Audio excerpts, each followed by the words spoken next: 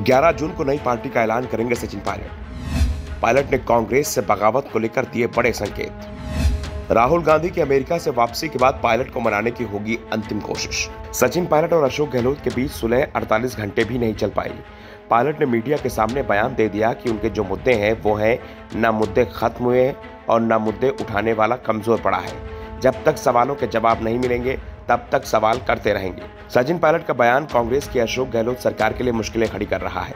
गहलोत की कोशिश है कि पायलट कांग्रेस छोड़ दें तो उनका आगे का रास्ता आसान हो जाए और पायलट को एहसास है कि जब तक गहलोत हैं तब तक उनका कांग्रेस में भविष्य बहुत उज्जवल नहीं है।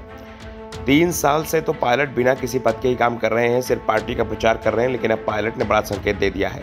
संकेत साफ है कि पायलट कांग्रेस छोड़ने की तैयारी कर रहे हैं। 11 जून को जयपुर में पायलट अपनी नई पार्टी का ऐलान भी कर सकते हैं, लेकिन नई पार्टी बनाने से पहले वो एक बार राहुल गांधी से बात करेंगे। वैसे भी दिल्ली में जो बैठक हुई वो भी अधूरी रह गई थी। राहुल गांधी को अमेरिका जाना था, इसलिए समझौते का अधूरा ऐलान कर दिया गया था, क्योंकि 4 घंटे चली बैठक के बाद पार्टी को दिखाना था कि दोनों नेताओं में सुलह हो गई है, तो वैसा ही किया गया। लेकिन ये सुलह स्थायी नहीं है। ये तो बैठक के बाद बाहर आए पायलट और गहलोत के चेहरे से ही दिख गया था। और अब जो सबसे बड़ी खबर राजस्थान से आ रही है वो ये है कि पायलट अलग पार्टी बनाने की तैयारी में जुट गए हैं। पार्टी के प्रचार प्रसार के लिए उन्होंने प्रशांत किशोर की कंपनी आई-पैक की सेवाएं लेना भी शुरू कर दिया है। अब सबकी निगाहें 11 जून पर टिकी हैं, क्योंकि सियासी हलकों में चर्चाएं हैं कि सचिन पायलट 11 जून को बड़ी घोषणा कर सकते हैं। पायलट कोई भी बड़ा काम 11 तारीख को ही करते हैं और 11 जून का दिन पायलट के लिए बेहद खास भी है, क्योंकि इस दिन उनके पिता की पुण्यतिथि है। राजेश पायलट की पुण्यतिथि पर जयपुर में बड़ा आयोजन हो सकता है और इस आयोजन के बीच सचिन पायलट कांग्रेस छोड़ने का ऐलान भी कर सकते हैं।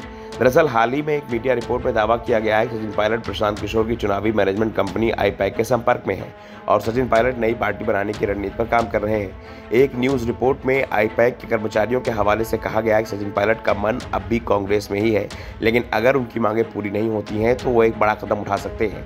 इस रिपोर्ट में दावा किया गया है कि सचिन पायलट के लिए 100 से ज्यादा आई-पैक के कर्मचारी काम कर रहे हैं और उन्हें 1100 और लोगों के नियुक्ति के लिए निर्देश दिया गया है। इतनी बड़ी संख्या में कर्मचारियों की नियुक्ति साफ संकेत दे रही है कुछ बड़ा होने वाला है।